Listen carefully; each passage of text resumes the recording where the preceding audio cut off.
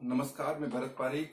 मैं आपके लिए लेके आया हूँ डेटाबेस मैनेजमेंट सिस्टम का ट्यूटोरियल्स, जिसमें हमारा टॉपिक चल रहा है डेटा कंस्ट्रेंट, डेटा प्रतिबंध। डेटाबेस टेबल पर लगने वाले कुछ नियम डेटा कंस्ट्रेंट्स या डेटा प्रतिबंध कहलाते हैं। डेटा कंस्ट्रेंट्स 5 प्रकार के होते हैं: प्राइमरी की, फॉरेन की, यूनिक, नॉट नल और चेक कंस्ट्रेंट। ये कंस्ट्रेंट सारे के सारे टेबल पर अप्लाई होते हैं। किस तरीके से अप्लाई होते हैं इनके बारे में हम जानते हैं 1 to 1। सबसे पहला कंस्ट्रेंट होता है आपका प्राइमरी की। वेरी इंपॉर्टेंट, बहुत ही महत्वपूर्ण कंस्ट्रेंट होता है ये। किस तरीके से इसको काम में लिया जाता है और इसका यूज क्या है, ये हम बात करते हैं। प्राइमरी की का मतलब होता है, प्राइमरी की के अंदर 2 गुण होते हैं, 2 फीचर्स होते हैं। इसका मतलब होता है यूनिक प्लस नॉट नल। ये मतलब होता है इसका, यानी यूनिक और नॉट नल दोनों की फीचर्स प्राइमरी की में होते हैं लगे हुए। प्राइमरी की कंस्ट्रेंट्स के 2 गुण होते हैं। पहला गुण होता है यूनिक, दूसरा गुण होता है not null.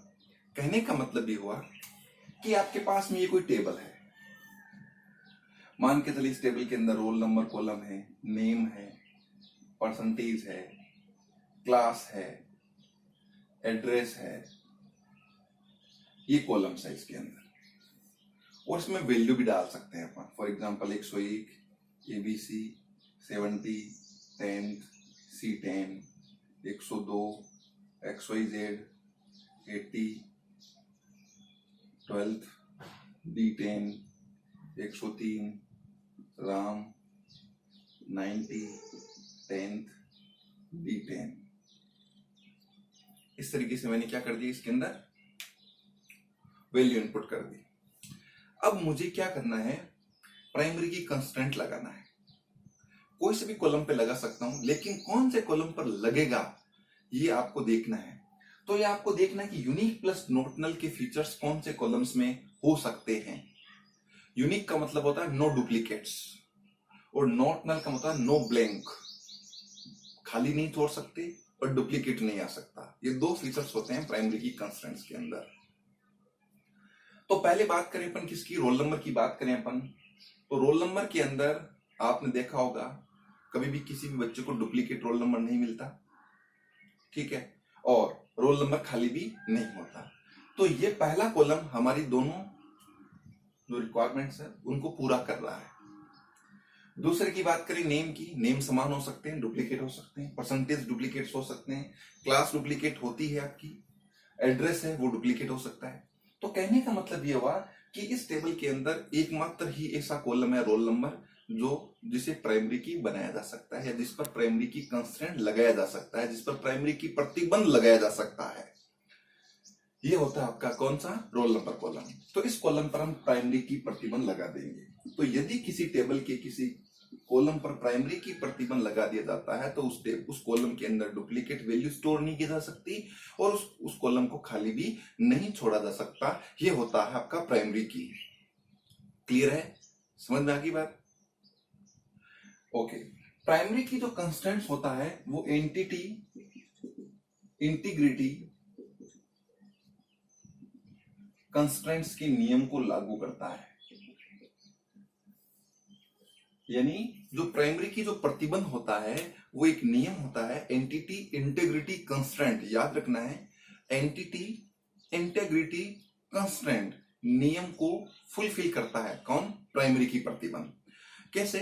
Entity integrity constraint भी यही कहता है कि प्राइमरी की का जो मान है वो डुप्लीकेट नहीं होगा और उसको खाली भी नहीं छोड़ सकते।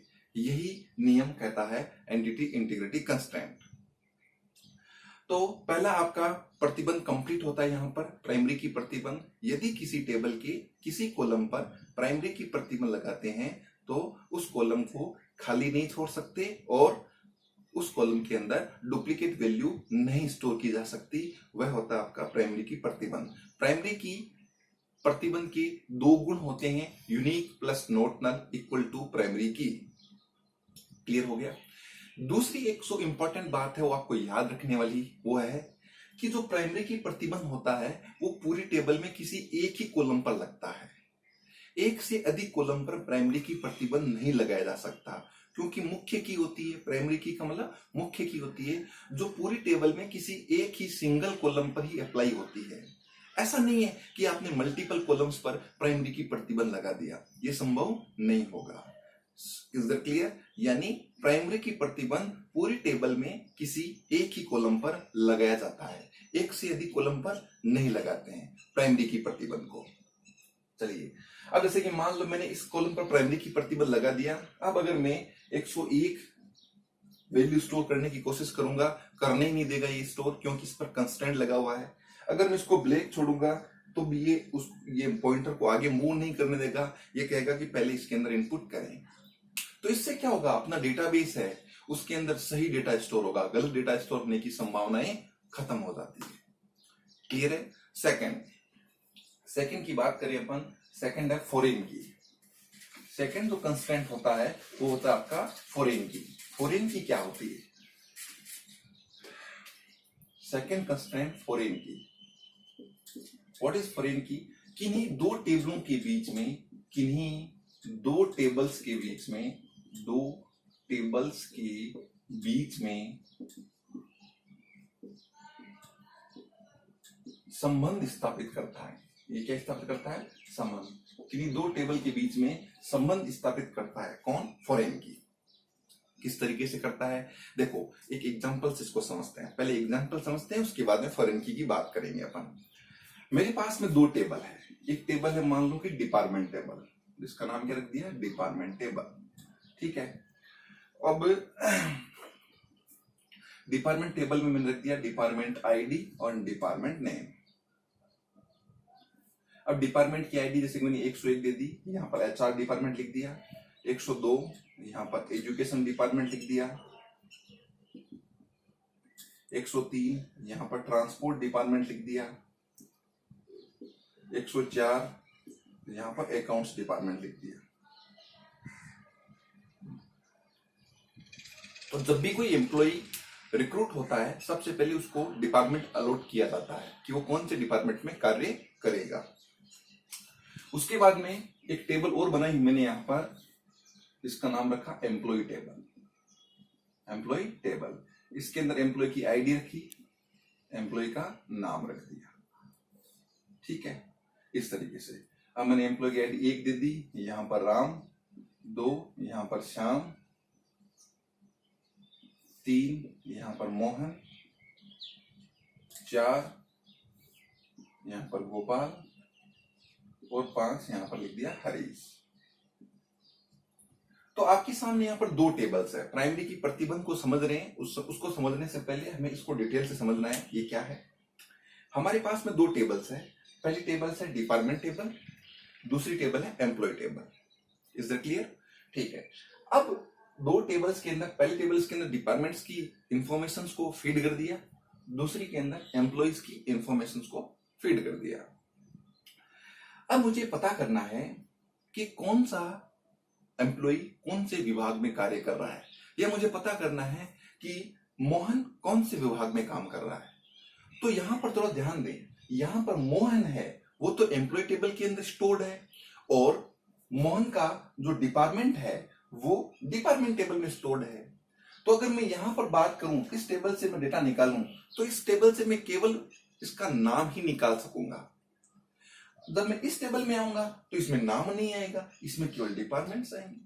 तो कहने का मतलब क्या हुआ, इस टेबल से डिपार्टमेंट निकाल सकता हूं, इस टेबल से एम्प्लॉय का नाम निकाल सकता हूं। तो दोनों कैसे निकालूं? तो दोनों चीजें निकालने के लिए मुझे क्या करना पड़ेगा, इन दोनों टेबल से डेटा को निकालना होगा। तो इन दोनों टेबल्स से डेटा को निकालने के लिए क्या करना होगा कि क्या ये दोनों टेबल आपस में लिंक है, आपस में जुड़ी हुई है? नहीं, किसी भी प्रकार से जुड़ी हुई नहीं है, क्योंकि ये दोनों अलग अलग टेबल्स है। जैसे कि यहाँ पर एम्प्लॉय आईडी 1 है, एम्प्लॉय का नेम राम है। यहाँ पर कहीं पर भी डिपार्टमेंट्स को इंडिकेट नहीं कर रखा इस टेबल के अंदर।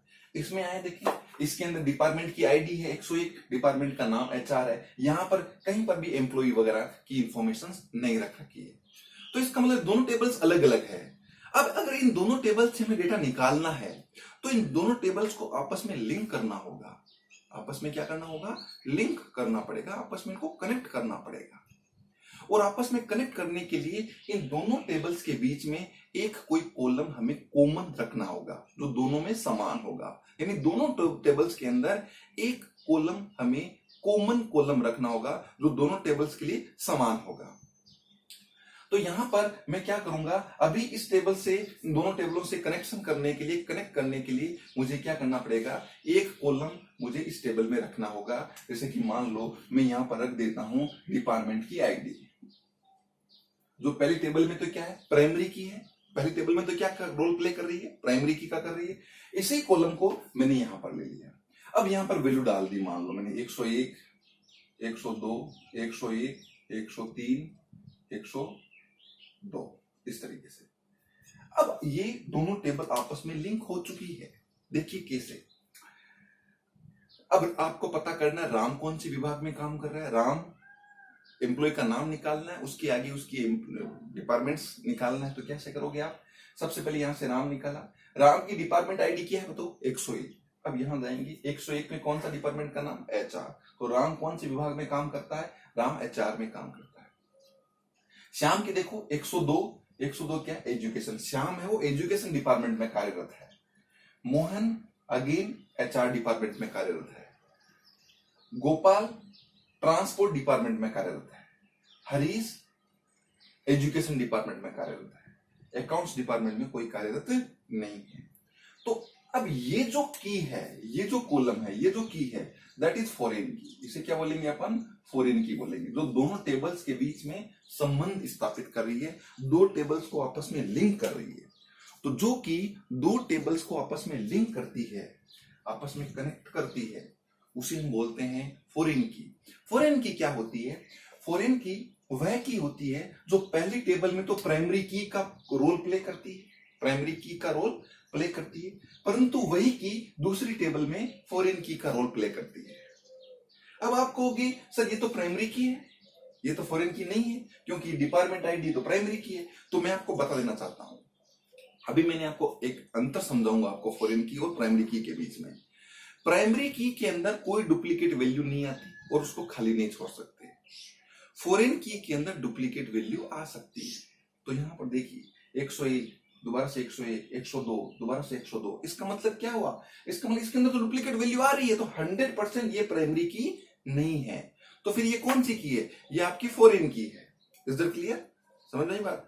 तो अब ये तो देखो, ध्यान दो, ये 101, ये 101, ये 102, ये 102, 101, 103, 102, इस तरीके से यहां पर ये की, यहां पर तो प्राइमरी की का रोल प्ले कर रही है, परंतु यहां पर ये फॉरेन की का रोल प्ले करती है। तो किसी टेबल के अंदर वह की जो पहले टेबल के लिए प्राइमरी की का रोल प्ले करती है और वही की दूसरी टेबल के लिए फॉरेन की का रोल प्ले करती है, उसे हम बोलते हैं फॉरेन की। फॉरेन की का यूज दो टेबल्स को आपस में लिंक करने के लिए, कनेक्ट करने के लिए किया जाता है, ताकि हम मल्टीपल टेबल से डेटा को स्टोर कर पाएं। यदि हमें दो या दो से अधिक टेबलों से डेटा निकालना है तो इन टेबलों को आपस में लिंक करना होगा। कौन सी की सहायता से? फॉरेन की सहायता से। तो फॉरेन की सहायता से आप दो या दो से अधिक टेबलों से डेटा को एक्सट्रैक्ट कर पाते हैं, डेटा को निकाल पाते हैं। किस की सहायता से? फॉरेन की। तो बहुत ही इंपॉर्टेंट है ये, बहुत आगे यूज होती है डेटाबेस के अंदर। फॉरेन की हमेशा ध्यान रहे, उसमें डुप्लीकेट वैल्यू आएगी, क्योंकि अगर इसमें डुप्लीकेट वैल्यू नहीं आएगी तो एक एम्प्लॉय क्या एक ही विभाग में काम करता है? नहीं, एक विभाग में तो लाखों एम्प्लॉय काम करते हैं। जैसे कि एजुकेशन में कितने टीचर्स है ना, इसी तरीके से अकाउंट्स में, ट्रांसपोर्ट में बहुत सारे एम्प्लॉय काम करते हैं। तो इसका मतलब यहाँ बहुत सारी डुप्लीकेट वैल्यू स्टोर होगी। क्लियर है? उम्मीद कर रहा हूँ ये चीज समझ में आई आपको। तो पहला हमने पढ़ा प्राइमरी की, दूसरा हमने पढ़ा कौन सा? फॉरेन की। अब ये चीज आपको ध्यान में रखना है, फॉरेन की होती है और रेफरेंशियल इंटीग्रिटी कंस्ट्रेंट पर आधारित होती है, इसके नियम को फॉलो करती है। रेफरेंशियल इंटीग्रिटी कंस्ट्रेंट्स के नियम को फॉलो करती है, फुलफिल करती है। यानी रेफरेंशियल इंटीग्रिटी कंस्ट्रेंट्स होता है वो फॉरेन की सहायता से पूरा किया जाता है। इस नियम का मतलब होता है कि फॉरेन की का जो मान है वो प्राइमरी की रेंज में ही होना चाहिए। जैसे यहां पर 101 से लेकर के 104 तक का मान है, तो यहाँ पर ये जो वैल्यू है वो 101 से 104 के रेंज के बीच में होनी चाहिए, उससे ज्यादा नहीं होनी चाहिए। क्योंकि अगर उससे ज्यादा होगी, जैसे कि मैं कहूँ यहाँ पर 106, तो 106 तो कोई विभाग ही नहीं है। जब कोई विभाग ही नहीं है तो एम्प्लॉय कहां से आ गया? समझ में आ रही मेरी बात आपको? तो इसका मतलब ये हुआ कि यही नियम कहता है रेफरेंशियल इंटीग्रिटी कंस्ट्रेंट। तो रेफरेंशियल इंटीग्रिटी कंस्ट्रेंट कहता है कि जो फॉरेन की का मान है वो प्राइमरी की रेंज के अंदर होना चाहिए, उससे बाहर नहीं होना चाहिए। Is that clear? ये चीज समझ में आई आपको? तो इस तरीके से ये हमारा टॉपिक था प्राइमरी की, और उसके बाद में कौन सा टॉपिक था आपका? फॉरेन की। उम्मीद कर रहा हूं ये चीज आपको समझ में आई।